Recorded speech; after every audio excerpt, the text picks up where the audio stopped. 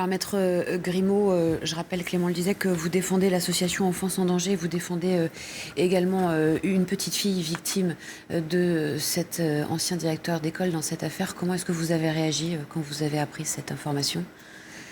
J'ai envie de vous dire qu'une fois passée la colère, j'ai tout de suite essayé de joindre mes clients, parce que je souhaitais qu'ils ne la prennent pas par voie de médias, parce que c'est toujours très compliqué pour eux. Malheureusement, parfois l'information va plus vite que les coups de téléphone d'avocat. J'ai des familles désœuvrées, des familles en colère, et surtout des familles qui sont en colère sur cette lâcheté, je dirais, de cet homme, lâcheté de faire face à ses responsabilités et que tout s'arrête. Donc beaucoup d'incompréhension, mais en même temps beaucoup de... Ce sont des familles qui avaient prévu, je dirais, un peu ce déroulé-là. Ça faisait plusieurs semaines que ça parlait entre elles de ce risque-là.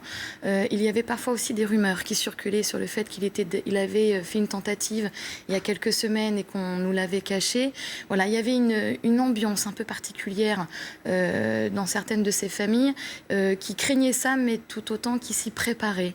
Donc c'est une espèce de douche froide et d'incompréhension, mais comme si tout le monde était déjà résigné face à cela. Mais savez-vous s'il faisait l'objet d'une surveillance particulière liée à un risque suicidaire qui aurait été détecté par les services pénitentiaires ? Alors écoutez, avec toute la précaution qui s'impose, parce que j'ai entendu le témoignage du représentant syndical de l'administration pénitentiaire, nous, d'après les informations que nous avons, il y a eu un précédent de tentative de suicide lors de l'été 2015.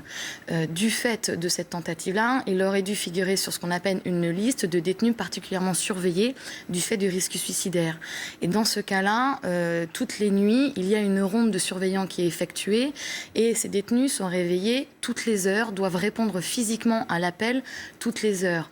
Alors une enquête va être faite, je suppose, à l'intérieur de la détention pour savoir si effectivement il y a confirmation de cette tentative de l'été dernier, s'il a basculé ou pas sur la liste des détenus surveillés ou pas, et pourquoi ces rondes n'ont pas été effectuées. Mais aujourd'hui, il y a un panel de mesures sécuritaires, je dirais, pour essayer d'éviter ce genre de situation.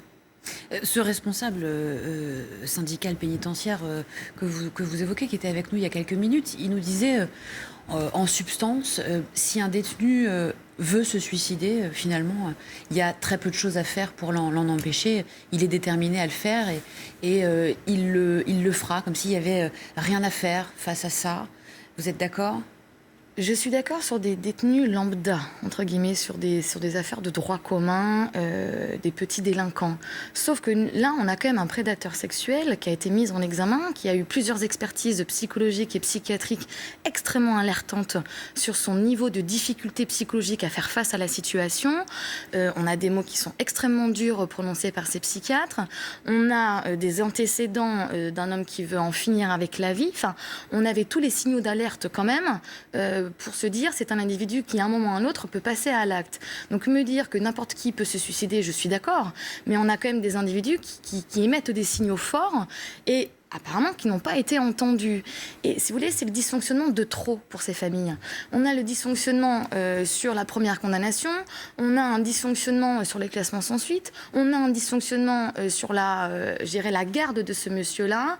Je ne sais pas comment ces familles vont se relever, je ne sais pas si elles vont pouvoir faire face à cette situation.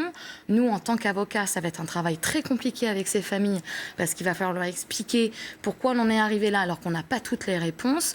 Voilà, j'ai envie de dire, c'est vraiment le dysfonctionnement de trop. Est-ce que ça veut dire que la responsabilité des services pénitentiaires peut être engagée aujourd'hui ? Est-ce qu'une plainte peut être déposée contre eux ? Alors, c'est la volonté, c'est la première des choses qu'on m'a demandé de la part, en tout cas d'un parent d'une petite victime, c'est de tout faire pour engager cette responsabilité-là.